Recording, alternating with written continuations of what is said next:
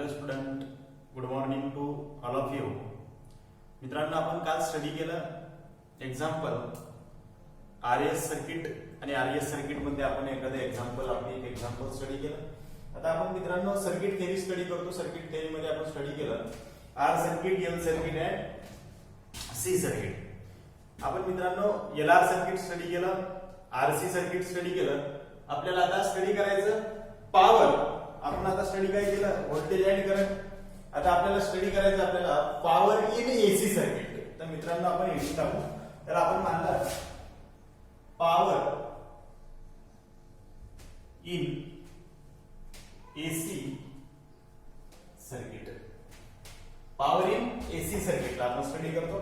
तर power in AC circuit मध्ये मित्रांनो आपल्याला स्टडी करायचं. तर पॉवर मीन्स काय असतं आपल्याकडे, पॉवर मीन्स काय म्हणतो आपण पॉवर. मित्रांनो आपण power is equal to P is equal to म्हणजे पॉवर इज इक्वल टू आपण करंट इलेक्ट्रिसिटी मध्ये स्टडी केलं मित्रांनो.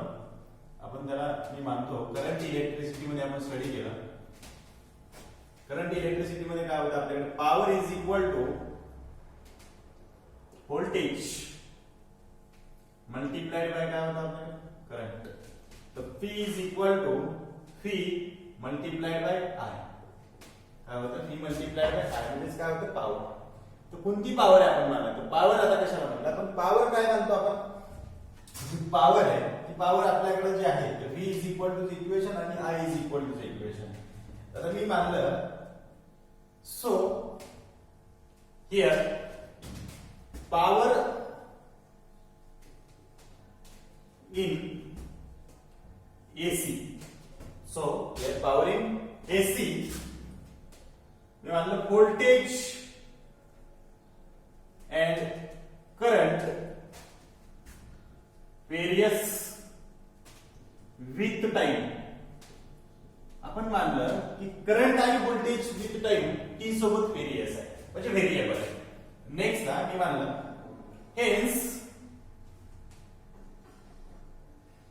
Power will also various with time t. with time t. with time काय म्हणलं आपण t सोबत काय variable.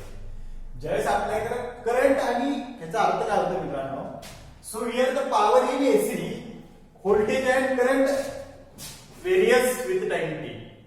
Hence power will also change किंवा व्हेरियस विथ टाइम काय म्हणलं आपण टी. ज्यावेळेस माझ्याकडे करंट आणि voltage with respect to time सोबत व्हेरिएबल आहे त्यावेळेस आपल्याकडे पॉवर बी काय मानलं आपण त्याला पॉवर बी विथ टाइम सोबत काय आपल्याकडे व्हेरिएबल आहे. तर मित्रांनो आपण पॉवर आणि व्होल्टेजचं जे आपल्याकडे व्होल्टेज आणि करंटचं जे इक्वेशन होतं तर त्या इक्वेशनला मी पुटअप करतो. त्या इक्वेशनला मी मानलं Vt इज इक्वल टू म्हणजे जे व्होल्टेज आहे ते विथ रिस्पेक्ट टू टाइम सोबत जे व्हेरिएबल आहे तर V is equal to V is equal to V not sine काय म्हणलं आपण त्याला omega T. V not sine omega T. आणि जे करंटचं इक्वेशन आहे एकदम इझी मित्रांनो. Current is equal to I is equal to काय होतं आपल्याकडे I is equal to I not sine omega T. कधी आपण मानलं तर आर सर्किट मध्ये दोन्हीचा फेज डिफरन्स 0. एल सर्किट साठी फेज डिफरन्स काय म्हणलं आपण लॅग करंट किंवा काय करतो आपल्याकडे लीड करतो. म्हणजे लॅग कशामध्ये होता इंडक्टिव्ह सर्किट मध्ये, लीड कशामध्ये होता कॅपॅसिटिव्ह सर्किट मध्ये. मग आपल्याकडे I is equal to I not sine omega T plus मी मानला साइन म्हणजे प्लस असेल किंवा मायनस असेल. करंट प्लस असेल किंवा आपण मानलं मायनस असेल. तर त्यामध्ये एल सर्किट मध्ये, आर सर्किट मध्ये आणि सी सर्किट मध्ये करंट हा 0 असेल, फेज डिफरन्स 0 असेल किंवा π/2 लॅग असेल किंवा लीड असेल π/2. हे आपल्याकडे करंट आहे. तर नेक्स्ट ना मी मानलं V is equal to I multiplied by I. V is equal power is equal to P is equal to V multiplied by I. तर आपल्याकडे जे इक्वेशन झालं तर V not sine omega T आणि नेक्स्ट ला मल्टीप्लाइड बाय काय राहील आपल्याकडे I not sine omega T plus 5. हे इक्वेशन आलं मित्रांनो. ही पॉवर आहे. कोणती पॉवर आहे मात्र आपण आता ही जी पॉवर आहे with respect to time T सोबत तर व्हेरिएबल टाइम सोबत टी सोबत आहे. त्या पॉवरला मी मानलं power this is the power is instantaneous. याला काय म्हणतात आपण? Instantaneous power. कोणती पॉवर म्हणतात आपण त्याला? Instantaneous power. ही जी इन्स्टंटेनियस पॉवर आहे तर power is equal to V multiplied by आपल्याला काय म्हणतात आपण? तर आपल्याला टू फाइंड आउट, आता कोणती पॉवर फाइंड आउट करायची आपल्याला? तर आपल्याला जी पॉवर फाइंड आउट करायची ती पॉवर आहे आपल्याला एव्हरेज पॉवर. आता मी फर्स्टला एक पॉवरला आपण सॉल्व करू. हे जे एक्झाम्पल आहे ते आपण पहिले फाइंड आउट केली. तर P is equal to V multiplied by I. आपण फर्स्टली काय म्हटलं आपल्याला? Power in AC circuit. आपण स्टडी कशाला करायला लागलो मित्रांनो? पॉवर इन एसी सर्किटला स्टडी करायला लागलो. त्यामध्ये फर्स्टली काय म्हणलं? करंट इलेक्ट्रिसिटी मध्ये आपण पॉवरला स्टडी केलं. P is equal to V multiplied by I. तर power is equal to voltage multiplied by current. तर P is equal to V multiplied by I. तर कोणती पॉवर आहे? तर पॉवर जी आहे ती आपल्याकडे पॉवर इन एसी सर्किट मध्ये, एसी सर्किट मध्ये जी पॉवर आहे क्रिएट आहे ती व्होल्टेज आणि करंट हा विथ रिस्पेक्ट टू टाइम सोबत व्हेरिएबल आहे त्यामधली पॉवर आहे. मग पॉवर आपण कशाला म्हणतो? तर power will be also various with respect to time. Power जसं करंट आणि व्होल्टेज आपल्याकडे चेंज होत असेल त्याच्या with respect to power be काय होईल मित्रांनो आपल्याकडे चेंज होईल. मग पॉवर चेंज होत असेल तर आपण काय म्हणलं? तर V is equal to V चे एक इक्वेशन घेतलं आणि करंटचं इक्वेशन घेतलं. तर V is equal to V not sine omega T आणि I इज इक्वल टू की आपण मानलं I not sine omega T plus phi. Find कशासाठी आपण लावला? तर आर सर्किट मध्ये दोन्ही मधला फेज डिफरन्स काय होता? 0 होता. म्हणजे क्लीन इक्वेशन आपल्याकडे काय? P is equal to V not sine omega t, I is equal to I not sine omega t. हे pure equation, pure resistance circuit मधला एक इक्वेशन आहे आपल्याकडे. आपण मानलं प्युअर इंडक्टिव्ह सर्किट मध्ये current lags behind potential by 90 degree. मग आपल्याकडे त्यामध्ये पॉवर आपण काय करणार? -π/2 ठेवली होती. आणि आपण मानलं होतं प्युअर कॅपॅसिटिव्ह सर्किट मध्ये I is equal to I not sine omega T plus π/2 म्हणजे current leads potential by 90 degree. Current हा लीड करत होता पोटेन्शियलला. तर तिथे किती होतं? π/2 मध्ये. म्हणजे आपण प्लस π/2 लिहिलं आणि मायनस π/2 लिहिलं. मग मी एक त्याला एव्हरेज मध्ये आपण काय मानलं? त्याला नियर अबाउट काय म्हणलं आपण? त्याला प्लस π. एक इक्वेशन आपण थीटा अँगल लावला, एक आपण इक्वेशन अँगल. आता एक P चे इक्वेशन आलं. P is equal to V not sine omega T multiplied by I not sine omega T plus 5. हे इक्वेशन आहे. त्याला म्हणलं आपण इन्स्टंटेनियस पॉवर. कोणती पॉवर आहे म्हणतो आपण त्याला? इन्स्टंटेनियस पॉवर आहे. तर मित्रांनो आपण इन्स्टंटेनियस पॉवर आहे त्या इन्स्टंटेनियस पॉवरला आपल्याला कशामध्ये कन्वर्ट करायचं? एव्हरेज पॉवर मध्ये. तर आपण स्टार्ट करू आता. इन्स्टंटेनियस पॉवरचं जे इक्वेशन आहे त्या इक्वेशनला एव्हरेज पॉवर. आता आपल्याला पण फाइंड आउट कोणतं कॅल्क्युलेट करायचं? आपल्याला एव्हरेज पॉवर. कोणती पॉवर आहे आपल्याकडे मित्रांनो? Average power. तर आपण एव्हरेज पॉवरला कॅल्क्युलेट करू. मी फाइंड आउट करायचं आपल्याला आता average power. Average power to find out the average power. तर मी याला लिहितो P पॉवर. कोणती वाली? Average. Average power is equal to, त्याला आपण सिंबल दिला P एव्हरेज. हे डिनोटेड आहे सिंबॉलिकल रिप्रेझेंटेशन मध्ये.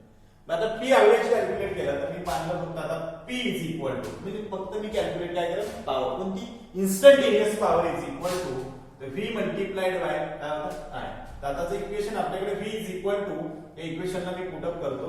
तर V not sine omega T, एक लक्ष द्या मित्रांनो, V not sine omega T multiplied by I not sine omega t, I not sine omega T plus 5. हे काय होतं आपल्याकडे? इक्वेशन इन्स्टंटेनियस आहे. मला कशामध्ये? पॉवर मध्ये. मी इक्वेशनला सॉल्व करतो मित्रांनो. पॉवर आहे कोणती? इन्स्टंटेनियस पॉवर आहे. ते मी V naught I not sine omega t dot sine omega T plus 5 असं इक्वेशन मांडतो. तर मग आता एक simple by using trigonometric equation मी मांडलं. By using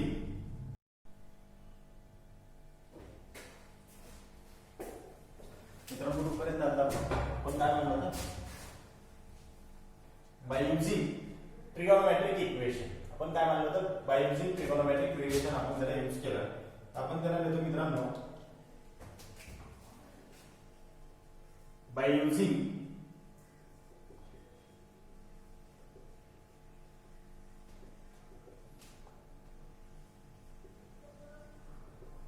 trigonometric equation. एक ट्रिगोनोमेट्रिक इक्वेशन आपण ऍड करू मित्रांनो याच्यामध्ये.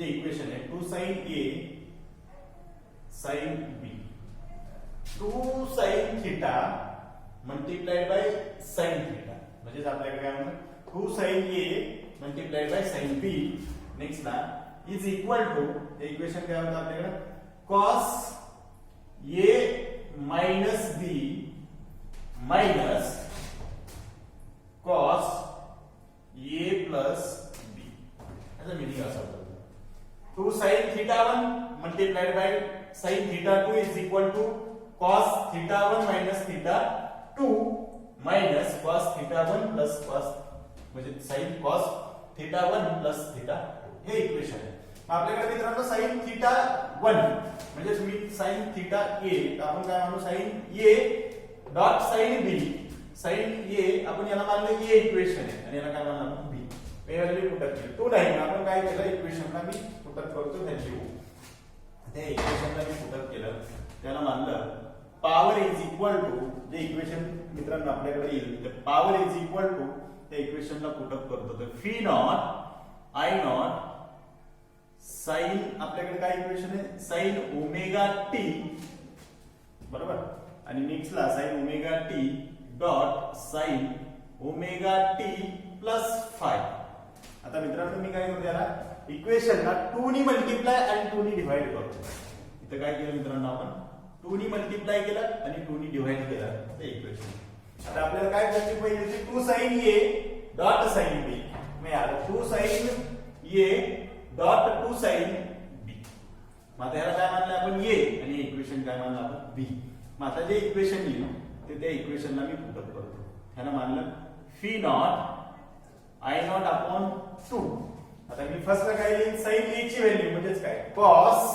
किती लिहिलं आपण त्याला इथं cos A म्हणजे काय ओमेगा टी फर्स्ट काय लिहिलं आपण मित्रांनो ओमेगा टी नेक्स्ट ला मायनस B इथं काय राहील आपल्याकडे मायनस बी म्हणजे काय ओमेगा टी आणि टोटल बी वाली व्हॅल्यू आहे ह्याला मित्रांनो तुम्ही असं समजा हे ए वाली व्हॅल्यू आणि ही काय टोटल व्हॅल्यू आपल्याकडे बी ए आणि बी आता हिला काय लिहिलं आपण omega T minus omega t हे मायनस आहे म्हणून आपल्याकडे काय लिहिलं -5 तर परत वापस काय लिहिलं मायनस साइन कोणता लिहिणार मित्रांनो आपण मायनस कॉस मी परत वापस काय लिहिलं मायनस कॉस आता cos ला परत वापस काय राहणार a म्हणजे काय ओमेगा टी नेक्स्ट ला प्लस व्हॅल्यू काय प्लस कोणती b म्हणजेच काय आपल्याकडे ओमेगा टी आणि प्लस 5 क्या इक्वेशन आता नेक्स्ट ला हे omega T minus omega T काय झालं आपल्याकडे आता कॅन्सल आउट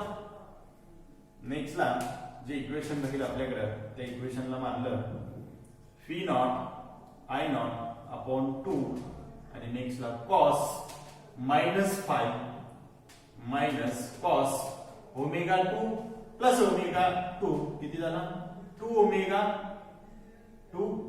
टी आणि प्लस किती झाला मित्रांनो 5 नेक्स्ट ला cos 2 ओमेगा टी म्हणजे cos थीटा आता जे आपल्याकडे व्हॅल्यू आहे आता या व्हॅल्यूला मी परत वापस लिहितो therefore cos -5 is equal to किती मानतो आपण cos 5 म्हणजे cos minus theta is equal to cos theta म्हणजे कोणत्या क्वाड्रंट मध्ये फोर्थ क्वाड्रंट मध्ये कोणत्या क्वाड्रंट मध्ये मित्रांनो आपल्याला फोर्थ क्वाड्रंट मध्ये cos चा साइन काय झाला प्लस चेंज झाला थीटा चेंज होत नाही कशामध्ये राहील cos theta मध्ये मग आपण काय देतो त्याला cos -5 is equal to cos 5 मग आपल्याकडे ते इक्वेशन आलं ते fee not I not upon 2 आणि इथं काय लिहू cos 5 आणि मायनस नेक्स्ट ला जी व्हॅल्यू येईल ती cos 2 ओमेगा टी आणि प्लस 5 किती झालं प्लस 5 आता मित्रांनो जे आपल्याकडे एव्हरेज पॉवर आहे हे इक्वेशन आलं माझ्याकडे मित्रांनो पॉवर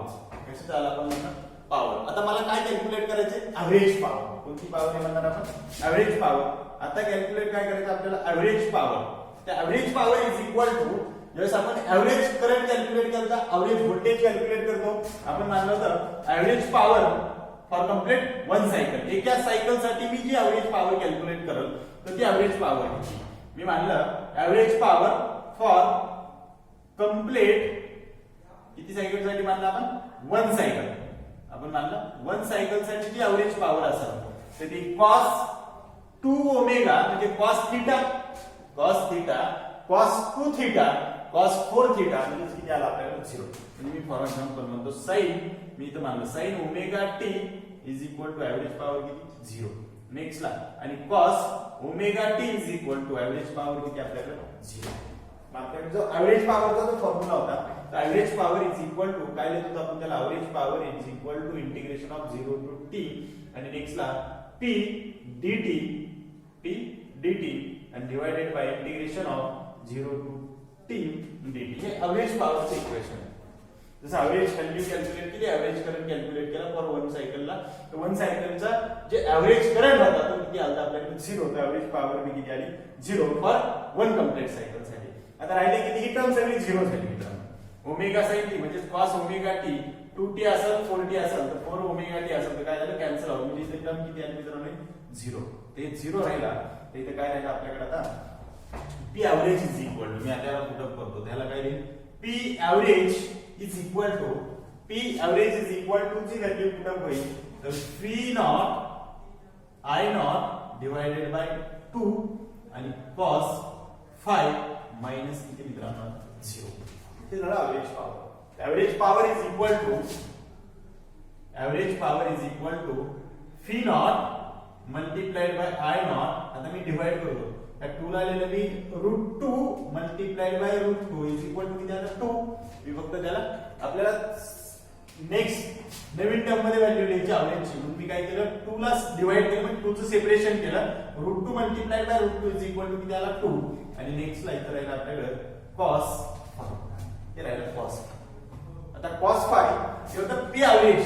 आता देअरफॉर आपल्याकडे v naught upon √2 is equal to VRMS. कशाची व्हॅल्यू होती मित्रांनो VRMS. मग आपल्याकडे v naught upon peak voltage divided by √2 is equal to VRMS. तर VRMS आणि नेक्स्ट ला voltage root means square value आणि नेक्स्ट ला काय असेल therefore I naught upon √2 is equal to IRMS. तर जे इक्वेशन क्रिएट झालं तर p average is equal to काय म्हणणार आपण VRMS आणि multiplied by IRMS multiplied by cos 5. हे आहे माझ्याकडे p एव्हरेज म्हणजे एव्हरेज पॉवरचं इक्वेशन क्रिएट झालं. त्याला काय म्हणायचं मित्रांनो आपल्याकडे एव्हरेज पॉवर. जे एव्हरेज पॉवर आहे ते याला एव्हरेज पॉवर. हे जो cos 5 काय झाला पॉवर फॅक्टर. किती म्हणणार आपल्याला पॉवर फॅक्टर. तर हे होतं मित्रांनो आपल्याकडे पॉवर इन एसी सर्किट. तर हे p average is equal to VRMS multiplied by IRMS. हे होतं आपल्याकडे VRMS इज इक्वल टू म्हणजे VRMS मल्टिप्लाइड बाय IRMS आणि multiplied by cos theta means cos 5 is equal to काय म्हणतात आपण त्याला पॉवर फॅक्टर. हे होतं पॉवर फॅक्टर.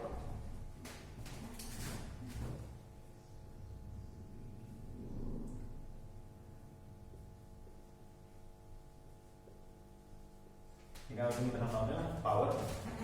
तर पॉवर फॅक्टरला आपण स्टडी करायचं नेक्स्टला. तर आपण काय म्हणतो मित्रांनो आता पॉवर फॅक्टर. तर पॉवर फॅक्टर कोणत्या सर्किट मधला आर सर्किट मधला एल सर्किटचा आणि सी सर्किटचा. आता केस फर्स्ट मी मानतो फर्स्ट केस मध्ये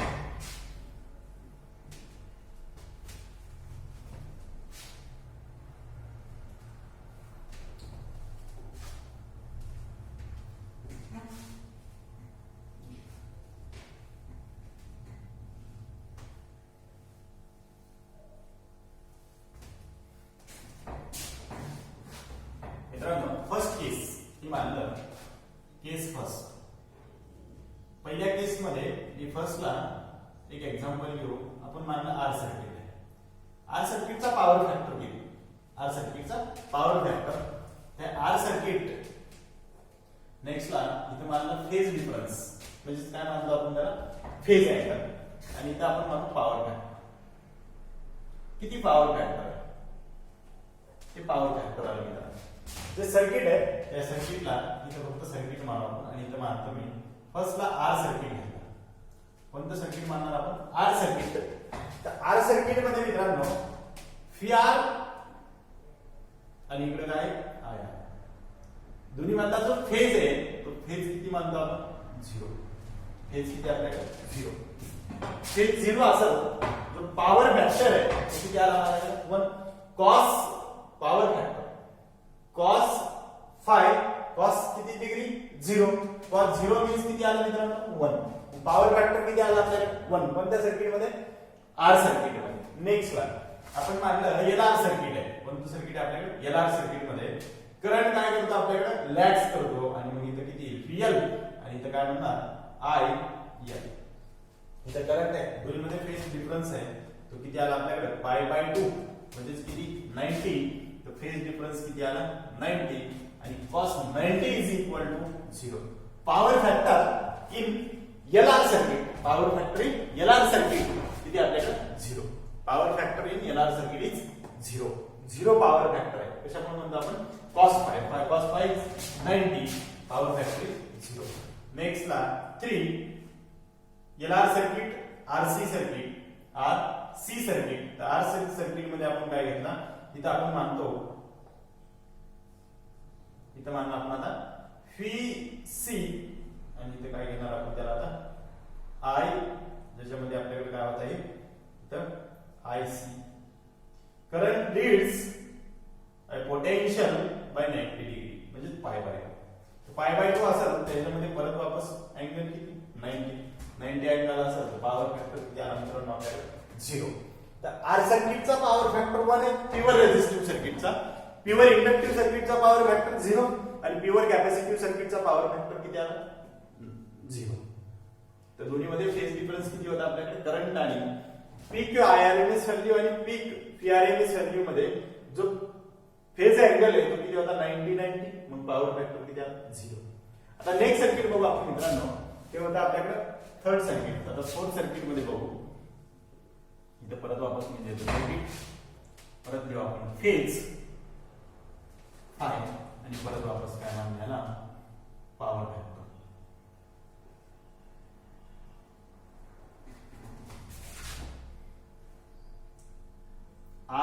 आरएल सर्किट म्हणून आपण त्याला आरएल सर्किट मध्ये म्हणजे रेजिस्टन्स इंडक्टिव्ह सर्किट मध्ये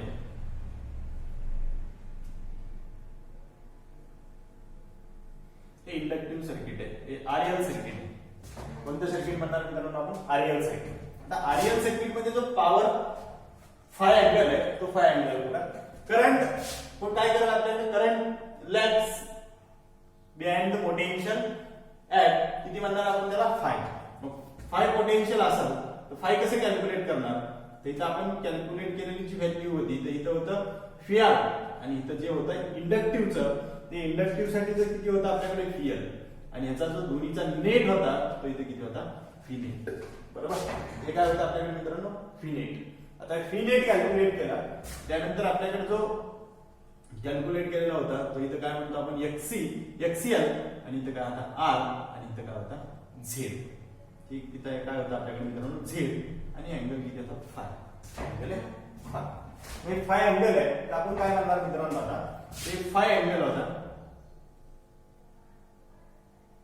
ते तर म्हणणार XL काय दिलं आपण त्याला XL आणि इथं रेजिस्टन्स किती होता R.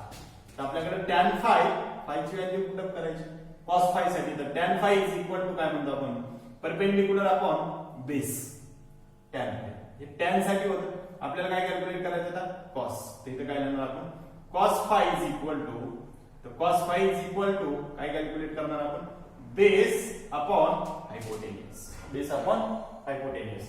तर cos phi is equal to base upon hypotenuse. तर बेस काय राहिला आपल्याकडे R आणि हायपोटेन्यूस काय आला मित्रांनो Z. तर मग आपल्याकडे आपण त्याला लिहिणार R अपॉन Z त्याला मानलं cos फाय ची व्हॅल्यू. काय होतं मित्रांनो cos फाय. तर फाय इज इक्वल टू काय घेणार आपण cos इनवर्स आणि नेक्स्ट ला R upon Z. R upon Z ला काय करणार पुटअप करणार. R अपॉन Z हे झाला त्यामधला पॉवर फॅक्टर. मग आता पॉवर फॅक्टर किती राहील टोटल आपल्याकडे त्या इक्वेशनला आपण पुटअप करणार दोन्ही मधला जो फेज आहे तो फेज हे राहणार फाय आणि नेक्स्ट ला मी इथं पुटअप करत मित्रांनो त्याला मानला आपण पॉवर फॅक्टर जो व्हॅल्यू आहे तिकडे लिहितो ना तो cos phi is equal to हेच इक्वेशन आपण पुटअप करणार मित्रांनो. त्या इक्वेशनला हे टोटल जे सर्किट आहे टोटल सर्किटलाच इकडे बनवून लिहितो. इथं फक्त सर्किट लिहू. टोटल कॉस फाईला लिहू. इथं ते होतं आपल्याकडं फीएल फी आर आणि इथं होतं माझ्याकडं फी नॉट. ह्याला आपण मानलं इथं होता एक्सीएल इंडक्टिव्ह रिएक्टन्स. इथं काय होता आर. इथं होता आपल्याकडे झेड. इथं होता अँगल फाय. तर cos phi is equal to base upon hypotenuse. तर R upon Z. R upon काय दिलं झेड. झेड मीन्स काय होता इम्पिडन्स. मग कॉस फाय ची व्हॅल्यू किती आली. Power factor is equal to. तर power factor is equal to R upon impedance किती. R upon impedance. तर R upon impedance is equal to XL चा स्क्वेअर प्लस आर चा square. XL square plus R चा square. हे काय झालं मित्रांनो आपल्याकडे कॉस फाय. कॉस फाय ची व्हॅल्यू आहे त्याला म्हणायचं पॉवर फॅक्टर. ते काय होतं आपल्याकडे पॉवर फॅक्टर. आता नेक्स्ट ला परत वापस कोणतं सर्किट यूज करणार मित्रांनो आपण. ह्याला मानलं आपण कोणतं सर्किट घ्यायचं आपल्याला आता आर सी सर्किट. इथे घेऊ आपण आर सी सर्किट. हे घेतलं मित्रांनो आपण आर आणि सी सर्किट. आता आर सी सर्किटचा परत वापस काय म्हणणार फेज किती आपल्याकडे फाय. परत फेज राहिलेलं तर इथं परत वापस व्हॅल्यू किती आली फी आर आणि इकडे व्हॅल्यू किती आली एक्स सी. दोन्ही मधला नेट किती. इथं आपल्याकडे फी नॉट आणि इथं लिहिणार आर. इकडे काय लिहिणार एक्स सी. तर जसं फी सी होता तसं इथं काय लिहिणार एक्स सी आणि इथं दोन्ही मध्ये झेड आणि इथं अँगल किती फाय. बरोबर. ते फाय असेल परत cos phi is equal to base upon hypotenuse. परत वापस यातला बेस कोणता झाला आपण मित्रांनो आता आर आणि परत काय मानलं इम्पिडन्स किती आपल्याकडे झेड. ते cos phi is equal to ची व्हॅल्यू झाली R divided by impedance X C चा स्क्वेअर आणि प्लस आर चा स्क्वेअर. ह्याला मानलं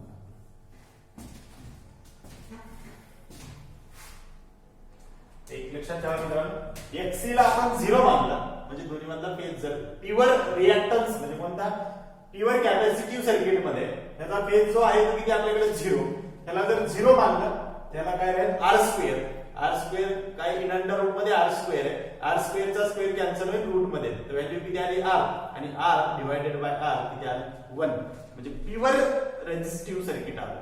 त्याच्यामध्ये सेम तसंच राहील. एक्सीएल ला काय मानलं आपण 0. एक्सीएल 0 तर नेक्स्ट ला जर 0 चा स्क्वेअर 0 राहील तर plus R square. R square चा रूट कॅन्सल झाला म्हणजे रूट काढला तर स्क्वेअर कॅन्सल झाला तर काय राहील आर आणि R upon R is equal to किती 1. तर cos phi is equal to 1 कशामध्ये प्युअर रेझिस्टिव्ह सर्किट मध्ये. हे होतं मित्रांनो power factor in AC circuit. तर तुम्ही कुठल्याही सर्किट मध्ये आपण फर्स्टला म्हणलं प्युअर रेझिस्टिव्ह सर्किट मध्ये power factor phase difference is equal to किती 0. तर पॉवर फॅक्टर कशाचा आर सर्किटचा पॉवर फॅक्टर किती 1. एलआर सर्किटचा पॉवर फॅक्टर किती 0 आणि नेक्स्टला आरसी सर्किटचा पॉवर फॅक्टर किती 0 आणि आर सर्किट साठी आरएल सर्किट साठी पॉवर फेज डिफरन्स किती मानला आपण 5. तर 5 फेज डिफरन्स आहे तर त्याचा फेज अँगल किती बेस अपॉन हायपोटेनियस मानलं तर आर अपॉन झेड आणि R upon Z is equal to R upon किती मानलं इन अंडर रूट एक्सएल चा स्क्वेअर प्लस आर स्क्वेअर हे पॉवर फॅक्टर आहे. नेक्स्ट ला आरसी सर्किट मध्ये आपण फेज डिफरन्स किती मानला आपण 5. तर 5 फेज डिफरन्स असेल तर आपल्याकडे cos phi is equal to R upon impedance. तर impedance is equal to in under root XL चा स्क्वेअर एक्ससी चा स्क्वेअर प्लस आर स्क्वेअर ही ओव्हरऑल आपल्याकडे आपण काय म्हणतो power factor in AC circuit. तर एसी सर्किट मधलं हे होतं मित्रांनो पॉवर फॅक्टर कॅल्क्युलेट करायचं. आता नेक्स्ट ला आपण आता मित्रांनो हे होतं पॉवर फॅक्टरला आपण इथं जा स्टॉप देऊ आणि पॉवर फॅक्टर झाल्यानंतर आपल्याला स्टडी करायचे आता न्यू सर्किट राहिलं होतं आपल्याकडे 3 सर्किटचं कॉम्बिनेशन. आपण पहिल्यांदा स्टडी केलं मित्रांनो आर सर्किट म्हणजे प्युअर रेझिस्टिव्ह सर्किटला स्टडी केलं, प्युअर इंडक्टिव्ह सर्किटला स्टडी केलं, प्युअर कॅपॅसिटिव्ह सर्किटला स्टडी केलं. ते pure R circuit, pure L circuit आणि प्युअर सी सर्किटला स्टडी केल्यानंतर आपण 2 सर्किटचं कॉम्बिनेशन स्टडी केलं त्याला म्हणलं होतं आर एल सर्किट. नेक्स्ट ला आरसी सर्किट. आता आपल्याला स्टडी कोणतं करायचं मित्रांनो हे होतं आपल्याला आर सी किंवा आर एल सी सर्किट. आता 3 सर्किटचं कॉम्बिनेशन स्टडी करायचं इंटरेस्टेड पार्ट आहे. उद्याचा जो पार्ट असेल तर मित्रांनो खूप इंटरेस्टेड असेल तर त्यासाठी आजचा जो कन्सेप्ट आहे तर प्युअर सगळा टोटली लक्ष द्या, लक्षपूर्वक किंवा काळजीपूर्वक तुम्ही त्याला स्टडी करा. आणि आता उद्याचा पार्ट आहे तो खूप इंटरेस्टेड पार्ट आहे मित्रांनो, तो आता उद्या स्टडी करू आपण. आज आपण इथेच थांबू.